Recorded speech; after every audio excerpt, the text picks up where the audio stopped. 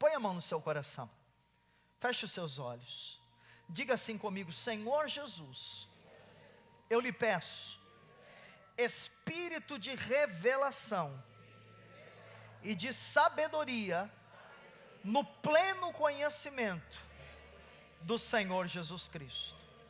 Eu peço que os meus olhos espirituais sejam iluminados e eu possa compreender a minha herança em Cristo, a minha posição em Cristo e o meu chamado em Cristo.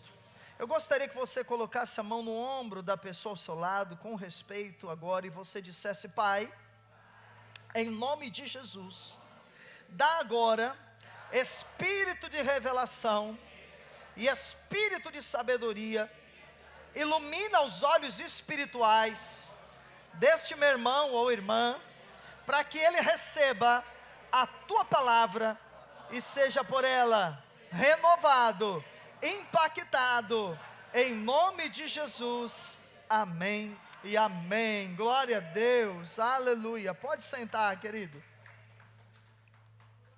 Hoje eu quero falar sobre, nós passamos aí alguns domingos falando sobre a graça de Deus, e o tema desta noite não foge deste assunto, não foge deste tema, que é a graça de Deus. Porém, eu quero dar uma ênfase ao sangue de Jesus, até porque nós estamos na noite da ceia do Senhor. Glória a Deus, queridos.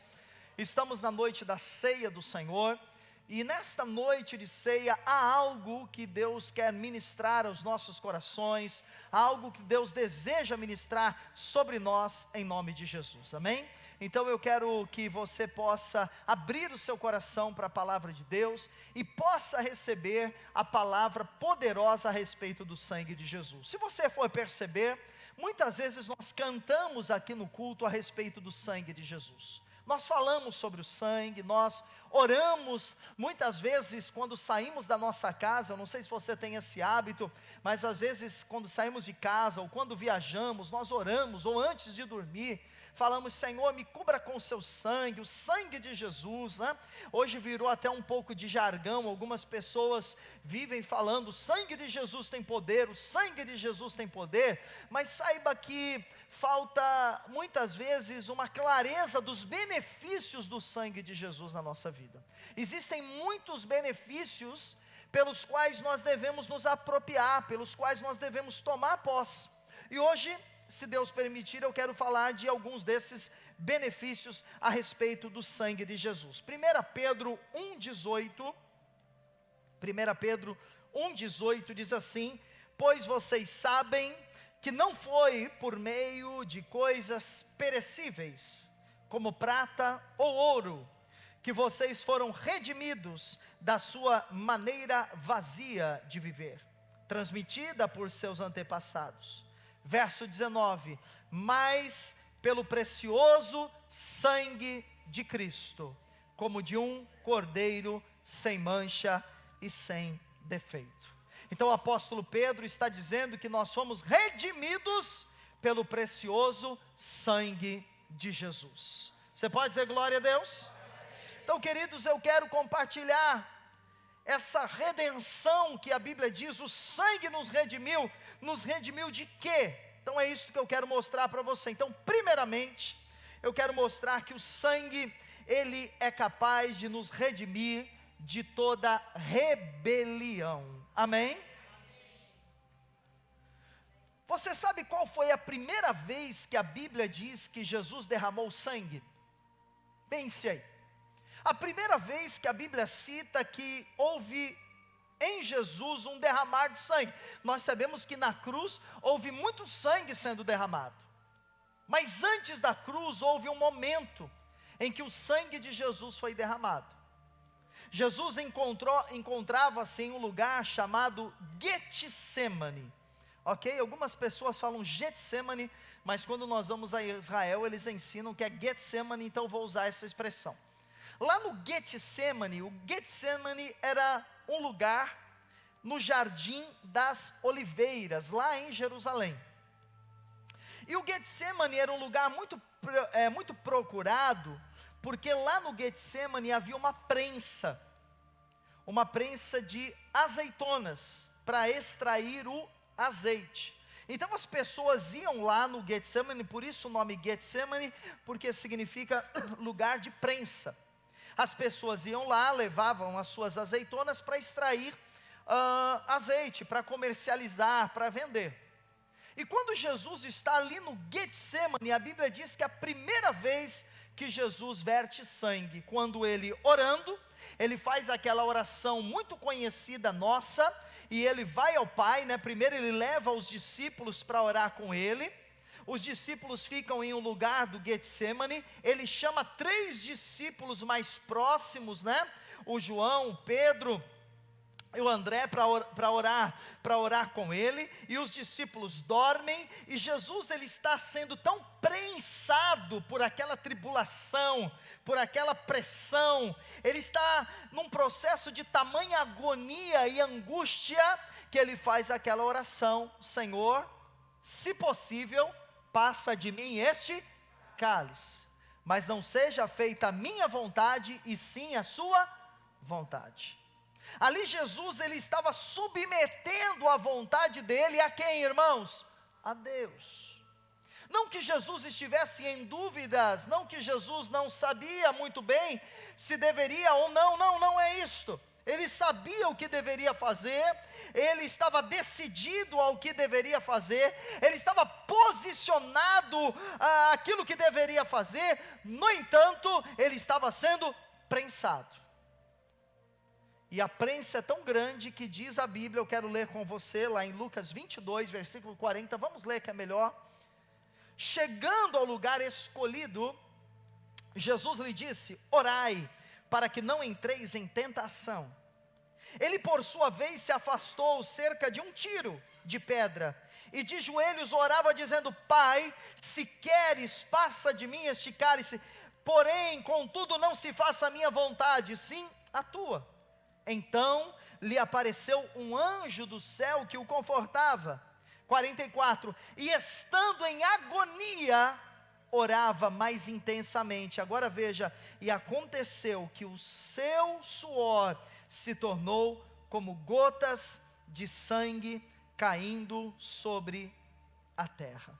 Então o suor de Jesus misturou-se com sangue, e o sangue e o suor caiu sobre a terra. Existe toda uma explicação, eu não tenho tempo agora, mas para que esse processo aconteça, é possível, isso cientificamente é explicado, que alguém em uma situação de muita pressão, de muito estresse, seja capaz de ter um rompimento de alguns dos seus vasos e chegar ao ponto de verter sangue, de suar sangue, e é isso que acontece com Jesus. Agora o sangue de Jesus, ele vai nos redimir, e nesse caso especificamente, o sangue de Jesus, ele fala de uma redenção particular. Qual que é, irmãos? A redenção da rebelião. Ou seja, nós podemos escolher, por causa do sangue de Jesus, obedecer a Deus. Nós podemos tomar essa decisão. Você sabe que desde depois da queda de Adão, desde o primeiro pecado, Adão e Eva caíram, há uma luta dentro do homem em obedecer a Deus ou não obedecer. O homem rebela-se contra Deus, e alguns fazem isso de forma explícita. Eles não querem saber de Deus, eles não querem saber de Jesus, eles se dizem contra o Senhor. Esses dias eu estava mudando de canal na TV, e apareceu lá um grande evento que estava acontecendo no Rio de Janeiro, e quando nós chegamos lá no canal, tinha uma banda tocando, e na camiseta do músico havia uma cruz, e essa cruz estava cercada por um círculo em vermelho, e uma faixa transpassando, né, como dizendo: proibido Jesus. Proibido, e havia uma frase em inglês dizendo: não religião, não Jesus. Então essa é a mentalidade de muitas pessoas. Elas não querem saber de Deus, elas querem fazer a vontade dela, elas não querem fazer a vontade do Senhor. Mas quando Jesus derrama o sangue dele ali no Getsemane, ele está dizendo: é possível fazer a vontade de Deus. Diga: é possível fazer a vontade de Deus. Diga para quem está ao seu lado: é possível fazer a vontade de Deus.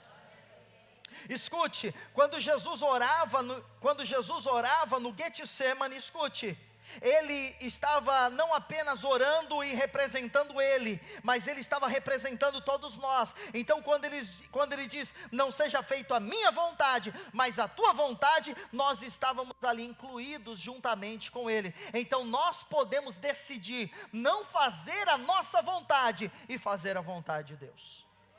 Mas em que momentos? Em muitos momentos. Há momentos que você não quer perdoar alguém, mas a vontade de Deus é que perdoe. Então você diz, por causa do sangue de Jesus que me redimiu, eu sou capaz de perdoar. Às vezes você não quer congregar, você está desanimado, você está cansado, você não quer estar no culto, mas você diz assim, eu vou submeter a minha vontade, à vontade de Deus, e ainda que eu não tenha vontade de ir, eu vou, porque eu não vou fazer a minha vontade, eu vou fazer a vontade do Senhor.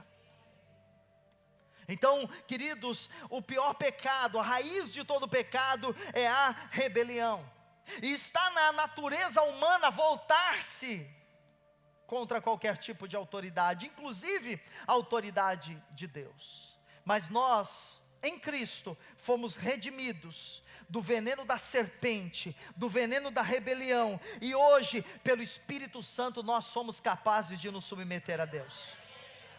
Então submeta-se a Deus. Talvez você está num relacionamento com alguém, e você sabe que é um relacionamento de pecado. Você sabe que você está vivendo com alguém uma vida que está fora do padrão de Deus. Submeta-se, faça a vontade de Deus. De repente você está assistindo algo, você está praticando algo que você sabe que não é a vontade de Deus. Você diz, mas pastor, eu não consigo deixar. Por causa do sangue de Jesus é possível. Por causa do sangue você pode. Amém? Em segundo lugar, queridos, o sangue, ele nos redime das enfermidades. Glória a Deus. Se há alguém aqui doente, essa palavra é para você. Alguém que nos assiste aí, eu não falei com as pessoas que estão no YouTube, mas essa palavra é para todos nós. Há uma segunda vez em que Jesus derrama o sangue, e ele derrama o sangue quando ele é açoitado em suas costas. Ele é chicoteado. E você já deve ter visto algumas cenas. Há um filme que tornou-se, né, um grande,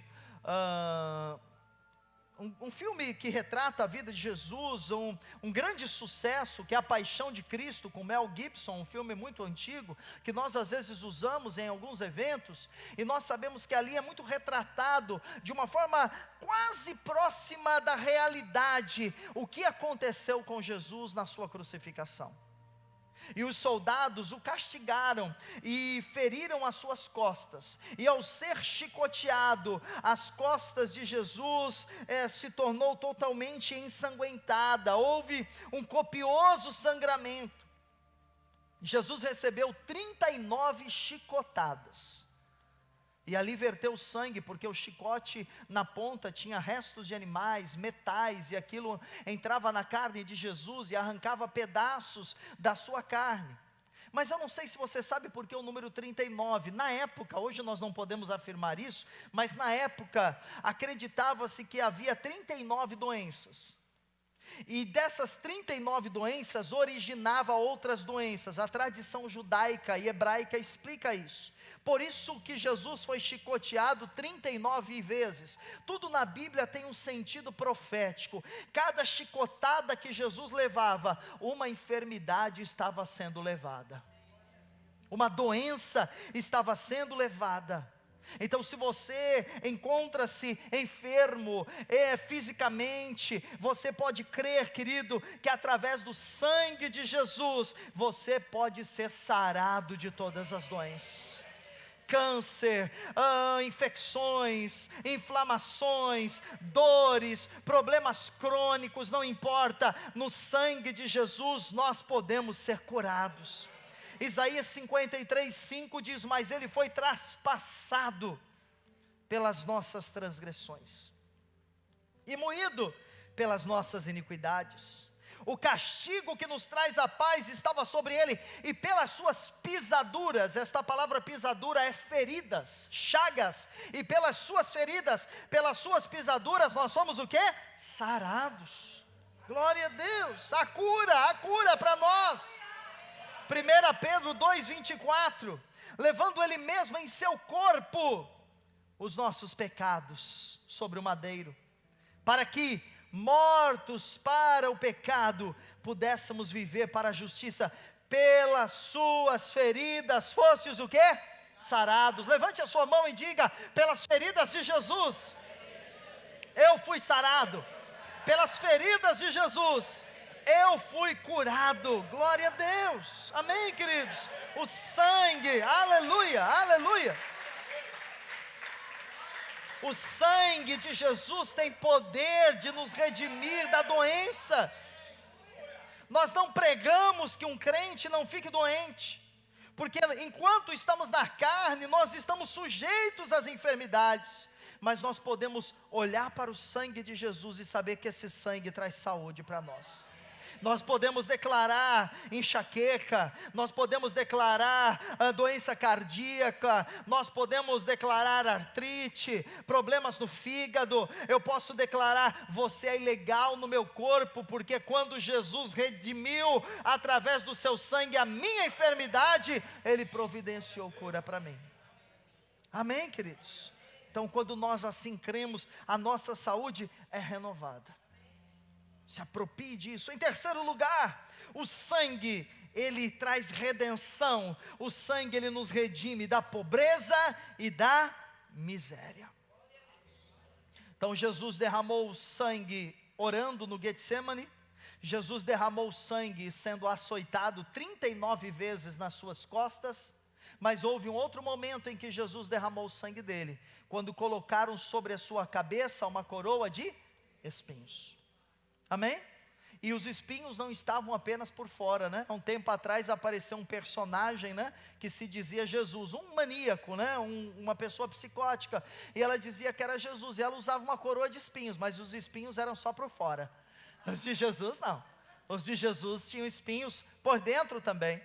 E os espinhos usados eram espinhos de madeira de acácia. E esse espinho, diz aos estudiosos que ele tem de 2,5 a 3 centímetros. Então imagine uma coroa colocado, né, que a cabeça é um dos lugares de maior vascularização de sangue. Então colocado aqui na cabeça, o que acontecia com Jesus quando aquela coroa foi colocada? Sangue foi derramado ao ponto de certamente o seu rosto, seus olhos, todo o seu rosto ficar completamente coberto de sangue. Agora, por que eu digo que quando a coroa foi colocada na sua cabeça, Ele estava nos redimindo da miséria, da pobreza? Por quê? Porque a coroa era uma coroa de quê, irmãos? Espinhos. Quando Deus criou a terra, havia espinhos na terra? Havia espinhos no jardim? Não havia. Eu vou mostrar isso para você, Gênesis 3,17. Aqui é o capítulo da queda.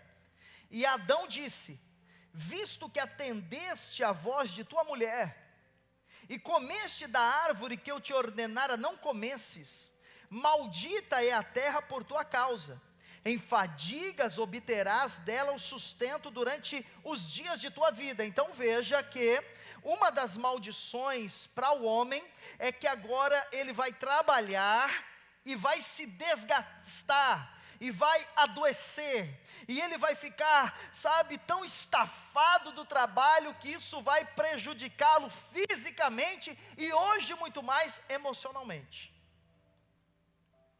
Talvez você não saiba, mas o maior afastamento de pessoas hoje no INSS é por depressão. Há anos atrás eram problemas físicos, pessoas que estão afastadas, era problema de coluna, era problemas de movimentos, problemas de osso. Hoje o maior afastamento no INSS é depressão. E é afastamento porque a pessoa está num ambiente de trabalho tóxico, ela está num ambiente de trabalho estressante, ela está num ambiente de trabalho em que ela não consegue descansar, ela é explorada, etc, e ela adoece com isso. Não é o caso de muitas pessoas, não é o caso da maioria, mas tem muitas pessoas que estão nessa condição. Por quê? Por causa da maldição que houve da terra. O trabalho não é maldição. Adão trabalhava, ele tinha que cuidar do jardim, ele tinha que proteger o jardim. Tem pessoas que pensam, se Adão não caísse, até hoje eu não estava trabalhando, né? Tem gente que pensa assim, mas não, irmão, trabalhava, o jardineiro do Éden era o Adão, amém? E ele tinha que cuidar do jardim, mas depois da queda, o trabalho tornou-se fadigado. E diz no verso número 18, que a terra também, ela foi amaldiçoada. De que forma? Ela passou a produzir espinhos. Ela produzirá também cardos e abrolhos, quer dizer, espinhos. E tu comerás a erva do campo, no suor do rosto comerás o teu pão, até que tornes a terra, pois dela foste formado, porque tu és pó, e ao pó tornará. Então a terra, ela foi amaldiçoada. E qual foi o sinal? A terra passou a produzir cardos e abrolhos, espinhos. Mas quando o sangue, escute, de Jesus verte da sua cabeça, através da coroa de espinhos e toca na terra, Deus está redimindo a terra. Deus está restaurando a terra, e Deus está dizendo, o trabalho não vai ser mais um problema para vocês, ganhar dinheiro não vai ser uma maldição, o trabalho vai ser uma bênção, ganhar dinheiro vai ser uma bênção, porque eu vou prosperar vocês. Deuteronômio 28 fala que uma das maldições da lei é a pobreza.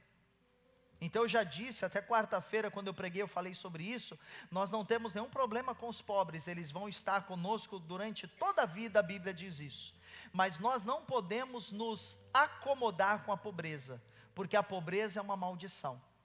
Deuteronômio 28 trata a prosperidade como uma bênção, e lá diz que aquela pessoa que está sendo abençoada, ela vai prosperar, tudo na vida dela irá bem. Então você precisa se apropriar disso e dizer, peraí, eu estou prosperando, eu estou crescendo, eu estou avançando, a minha vida está sendo uma bênção, eu estou financeiramente crescendo com o passar dos anos, eu estou conquistando com o passar dos anos, glória a Deus. Não estou, então eu vou me apropriar do poder do sangue, eu não vou viver debaixo de pobreza, de dívidas, de miséria, eu vou viver a prosperidade de Deus na minha vida. Porque a terra já foi redimida por causa do sangue de Jesus. Diga para quem está ao seu lado, você está, por causa do sangue, autorizado a prosperar. Quem vai prosperar aqui? Diga amém. Então você vai dizer para a pessoa ao seu lado assim, se você tiver fé, se você não tem fé para isso, não precisa dizer. Você vai dizer assim, você é a pessoa mais rica aqui dessa igreja. Você crê nisso, irmão? Oh, aleluia, glória a Deus. Eu recebo, hein? Eu já recebi isso em nome de Jesus. Amém? Mas não é por sua causa, não é por sua causa. É por causa do sangue. Amém? Por causa do sangue. Por causa do sangue redimiu a terra para nos prosperar. Quarto lugar, deixa eu correr aqui, o sangue nos redime da vergonha e da humilhação. Amém? Muitas pessoas não sabem disso, que quando Jesus, ele está para ser crucificado, antes de subir a cruz, logo depois, lá do Getsêmani, de ele passar ali um dia com os religiosos, diz a Bíblia, eu quero ler com vocês, Isaías 56, melhor nós lemos para que você possa entender isso. Diz assim, aí é um texto profético, Isaías ele está falando de algo que aconteceria muitos anos depois, mais ou menos 800 anos depois de Isaías. E aqui ele está falando de Jesus, diz assim, ofereci as costas aos que me feriam. Agora veja, então ofereci as costas, é Jesus dizendo, Isaías profetizando, as costas, os açoites, 39, agora ele diz assim, e as faces, o rosto. Aí diz assim: aos que me arrancavam os cabelos. Então muitas pessoas não sabem, mas um dos castigos que foram colocados sobre Jesus foi arrancar as barbas de Jesus. E arrancar no dedo, né? Na unha, como diz. E se você tem barba, como eu tenho, você sabe que não é uma coisa tranquila, né? O ato simples de barbear, se você faz errado, já machuca. Não é verdade? Imagina arrancar na mão a barba. Mas por que fizeram isso? Porque todo judeu, irmãos, ele usava a barba, porque a barba para o judeu, ela significa honra. É como cabelo para a mulher, significa reverência, honra. A barba para um judeu é essencial. Tanto que certa vez Davi, ele enviou os valentes dele para um outro reinado, porque um rei tinha perdido o pai, e Davi enviou lá o pessoal para dar as condolências. Só que o rei louco achou que aquele pessoal que Davi tinha enviado para dar as condolências eram espiões. Sabe o que o rei fez? Mandou arrancar a barba deles. Aí Davi ficou sabendo disso e Davi falou: ok, nós vamos nos vingar. No entanto, vocês só vão voltar aqui para Jerusalém depois que a barba de vocês crescer, porque é uma vergonha vocês chegarem aqui sem barba. Entende? Então, quando arrancaram as barbas de Jesus, arrancaram os pelos do seu rosto, certamente sangrou. E isso, queridos, para Jesus foi uma humilhação. Isso para Jesus foi uma situação de vergonha, foi uma situação de desprezo. E esse derramar de sangue do rosto, Jesus diz aqui, né, que, eu não sei se eu li todo o versículo, deixa eu ler: ofereci as costas aos que me feriam e as faces aos que me arrancavam os cabelos, não escondi o rosto aos que me afrontavam e me cuspiam, porque o Senhor Deus me ajudou, pelo que não me senti envergonhado. Por isso fiz o meu rosto como um seixo é forte, fiz o meu rosto forte, e sei que não serei envergonhado. Amém, queridos? Todos nós fomos criados à imagem e semelhança de Deus. Nós não fomos criados para a vergonha, nós não fomos criados para a humilhação. Nenhum de nós lida facilmente com uma situação de vergonha. Quando você é envergonhado, humilhado, você não lida com isso bem, porque não faz parte da nossa natureza. Então Jesus, quando tem os pelos do seu rosto arrancados, Ele está nos redimindo da vergonha, da humilhação. Ainda que outros nos rejeitem, Jesus está dizendo: Deus aceita vocês. E essa promessa de redenção da nossa vergonha, da nossa humilhação, ela é uma promessa que vem acompanhada de dupla honra. Olha o que diz em Isaías 61:7: em lugar da vossa vergonha tereis dupla honra. Aleluia. Talvez você já foi envergonhado em uma situação profissional, financeira, familiar. Pode ser que você esteja vivendo uma situação de vergonha. Então esta palavra é uma palavra profética para você. Em lugar da vossa vergonha tereis dupla honra, em lugar da afronta exultareis na vossa herança. Por isso na vossa terra possuireis o dobro e tereis perpétua alegria. Então o sangue nos redime da vergonha, da humilhação. Amém, queridos? Em quinto lugar, o sangue, ele é capaz de nos redimir da culpa e da condenação. A quinta vez que o Senhor derrama sangue é quando as suas mãos são furadas, quando cravos são colocados na sua mão, e Jesus então é encravado no madeiro, né? Jesus é colocado na cruz.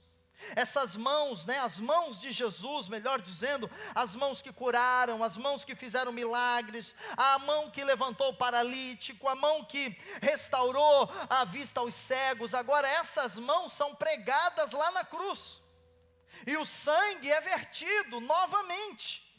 E para que aponta as mãos? As mãos têm um simbolismo. As mãos apontam para aquilo que nós fazemos. As mãos apontam para a obra das nossas mãos. E às vezes na nossa caminhada, Isso pode ter acontecido há muitos anos, ou pode ter acontecido esta semana. Às vezes na nossa caminhada, nós fazemos algo, e a mão é um símbolo do nosso fazer, nós fazemos algo que desagrada a Deus, algo que está errado aos olhos de Deus.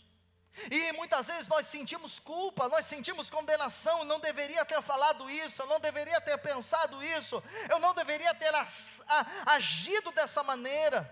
Quantas pessoas todos os dias elas carregam culpa? Eu não fui um bom pai, eu não fui um bom marido, eu não fui uma boa mãe, se eu pudesse, elas vão vivendo no passado, né? Se eu pudesse ir lá atrás, voltar 20 anos atrás, porque eu fiz aquilo, porque eu traí, porque eu falei, porque eu deixei. Querido, muitas pessoas vivem aflitas, angustiadas por causa dos seus erros, não conseguem dormir uma noite. Outros perderam a alegria de viver porque são atormentados pelos seus pecados.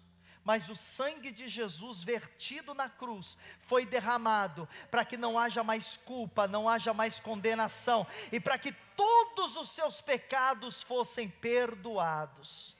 Por isso que o apóstolo Paulo disse em Romanos 8:1: agora pois já não há mais nenhuma condenação para aqueles que estão em Cristo Jesus. Amém? Então livre-se disso. Há sangue que te lava, há sangue que te perdoa, há sangue que apaga o seu passado, há sangue que propicia você estar diante de Deus como se você não tivesse passado, como se você fosse uma nova pessoa. E de fato em Cristo nós somos uma nova criatura. Aleluia. Em sexto lugar, queridos, já estou encerrando. O sangue, ele nos redime da opressão do diabo. Na cruz, as mãos de Jesus são colocadas, mas os seus pés também são cravados na cruz, para que se cumprisse a profecia lá de Gênesis, que a serpente feriria o calcanhar do filho da mulher. Mas a profecia não terminou ali. A profecia disse que o filho da mulher, um dia, ele esmagaria a cabeça da serpente. E quando Jesus está na cruz e os seus pés são fixados, como está ali na imagem, Ele está nos redimindo da vergonha, da opressão, do maligno. Ele está nos redimindo de uma vida de escravidão ao diabo. Quando o sangue cai, queridos, sobre a terra dos pés de Jesus, Ele está dizendo: olha, eu dei para vocês autoridade, para que vocês pisem em serpentes, para que vocês pisem em escorpiões. Há muitas coisas que dominam pessoas, e que às vezes elas pensam não ser capazes de vencer, como drogas, como álcool, como fumo, como amor ao dinheiro, como a pornografia, e tantas outras coisas que dominam. Talvez um falar que você sabe que é um falar que agride, mas você não consegue desvencilhar-se disso, pensamentos que você não consegue vencê-los, vícios, como eu disse, que você não consegue vencê-los. Mas o derramar de Cristo, do sangue de Cristo, ele traz essa revelação de que nós em Cristo podemos vencer todas as coisas. Tudo que o diabo coloca como opressão, nós podemos vencer. Lá em Lucas capítulo 10, verso 19, diz: eis aí vos dei autoridade para pisardes. Diga pisardes. Diga: eu tenho autoridade. Eis aí vos dei autoridade para pisar de serpentes e escorpiões, símbolos do diabo e dos demônios, e sobre todo o poder do inimigo. Então Jesus na cruz, Ele está tomando de volta a autoridade que Adão, o primeiro homem, havia dado à serpente. O primeiro homem deu autoridade, mas o segundo Adão, Jesus, ele toma de volta a autoridade, e agora essa autoridade que é dele na cruz, que é conquistada a preço de sangue, agora é uma autoridade graciosamente devolvida a nós. e você tem autoridade.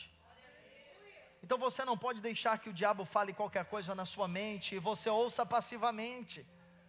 Você não pode deixar que o diabo escravize você um vício, em uma situação em que a sua estima fica comprometida, em que você sente-se para baixo e você assiste isso passivamente. Você não pode ser escravo dos vícios e assistir isso passivamente. Você precisa se posicionar e saber que o lugar do diabo não é na sua mente, o lugar do diabo não é no seu ouvido, o lugar do diabo é debaixo dos seus pés. Eu conheci um pastor que ele dizia, e parecia um exagero, mas é verdade. Ele dizia assim: quando eu quero falar com o diabo, eu não olho para cima nem olho para o lado. Quando eu quero falar com o diabo, eu olho aqui para a sola do meu sapato. E é verdade. E talvez alguns crentes precisam fazer isso para entender e para viver essa realidade. De saber, porque muitos são oprimidos pelo diabo e não se posicionam, porque eles não entenderam a autoridade que lhes foi dada. O diabo não pode nos oprimir, amados. Amém? Você não pode ficar oprimido pelo diabo, você precisa perceber isso. Sabe, às vezes do nada os seus sentimentos eles mudam, a sua alegria parece que evaporou, a sua mente é tomada de pensamentos automáticos, de derrota, de dúvida, de condenação, de tragédia. O diabo está agindo sobre a sua vida, mas você não percebe. Entende? Há muitas pessoas que não percebem, porque o diabo, ele é embusteiro, o diabo ele trabalha camuflado. O diabo trabalha nas trevas, ele não quer que seja visto, porque uma vez visto, reconhecido, nós oramos. Então ele trabalha sutilmente, com palavras, com laços, oprimindo as pessoas em mágoas, em ressentimentos, em palavras que já duram 20, 30 anos, mas que estão ali na mente, no coração das pessoas, e elas revivem aquelas palavras, aquelas situações, elas não percebem que elas estão sendo oprimidas. Então se posicione, o sangue redimiu você e eu, de toda opressão do diabo. E em último lugar, para nós encerrarmos e participarmos da ceia do Senhor, o sangue, ele nos redime das feridas da alma. João 19:34. A última ocasião em que o sangue foi derramado. Quero lembrar com você, primeira vez no Getsemane, segunda vez a coroa de espinhos, terceira vez a barba de Jesus, a quarta vez as suas mãos, depois os seus pés, e eu não falei das suas costas. E agora, a última vez que o sangue de Jesus é derramado, é quando um soldado pega a lança e ele fura exatamente na altura do coração de Jesus. E diz os estudiosos que a lança atingiu exatamente o coração de Jesus. Por isso que saiu sangue e água. Um famoso cirurgião de uma universidade da Irlanda, ele fez um estudo da crucificação, e ele diz que quando a lança entra no coração de Jesus, o coração de Jesus explodiu o coração, e por isso verteu sangue e verteu água. Ali está mais uma vez o sangue sendo derramado. E o coração, nós entendemos que fala da sede das nossas emoções. Então nós somos redimidos das doenças, nós somos redimidos da miséria, você pode dizer amém? Somos redimidos da condenação, somos redimidos da opressão do diabo, da rebelião, mas o sangue redimiu também as nossas emoções. Por quê, queridos? Porque muitos seres humanos, eles carregam ao longo da sua existência traumas, complexos, rejeições. Isso torna muitas pessoas afligidas.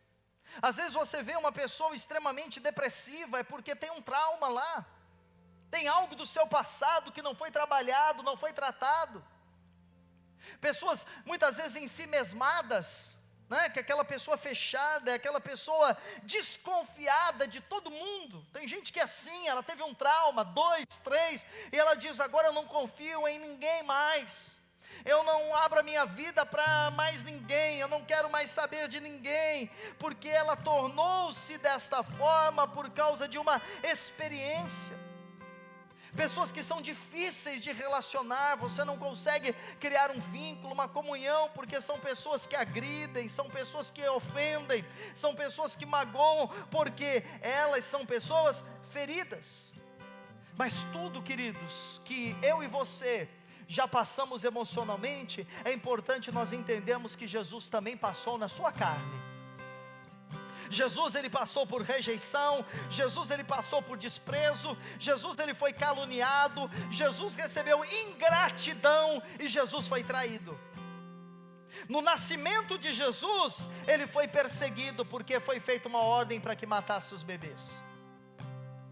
Quando Jesus cresce e ele vai levar a palavra de Deus para os seus, para o pessoal que viveu com ele, eles rejeitam. E eles dizem: nós não acreditamos que você é o Messias, você é filho de um carpinteiro, você é gente como a gente, e você não é nada disso. No ápice do ministério de Jesus, ele é caluniado, ele é perseguido, ele é traído, e lá na cruz ele é abandonado. Mas quando Jesus recebe o último golpe, e a última gota de sangue sai do seu lado, ele estava sarando eu e você, aleluia, sarando as nossas emoções, nos redimindo do peso e das feridas da alma, querido. Você não precisa ser essa pessoa angustiada para a vida toda, você não precisa ser essa pessoa difícil para a vida toda, você não precisa ser essa pessoa deprimida a vida toda, você não precisa ser essa pessoa amargurada a vida toda, porque o sangue tem redenção para nós. Ele levou rejeição, ingratidão, ele levou traição, para que eu e você tivéssemos hoje total aceitação. Foi abandonado para que nós fôssemos acolhidos. Foi amaldiçoado para que nós fôssemos abençoados. E eu termino dizendo que tudo na Bíblia tem um propósito profético. Eu falei aqui, se você prestou atenção, talvez anotou aí, eu falei de 7 momentos em que o sangue foi derramado para que houvesse redenção. E o número 7 na Bíblia, ele é um número simbólico. Ele significa totalidade. Então derramar o sangue 7 vezes significa que a redenção ela foi completa, ela foi total. Aleluia, total, completa. Nós fomos redimidos completamente, nós fomos redimidos totalmente. Não há mais nada a fazer a não ser crer. A única obra de Deus hoje é crer. Não é sacrifícios, não é boas obras, não é o esforço próprio, não é ser bonzinho, não é fazer caridade que vai redimir você de alguma coisa. A única coisa que nos redime é o sangue de Jesus. E todas as vezes que nós nos reunimos, nós precisamos exaltar Jesus e exaltar o seu sangue. A nossa reunião não tem propósito nenhuma se Jesus não for exaltado, se Jesus não for glorificado. Eu quero convidar você a ficar de pé aí no seu lugar.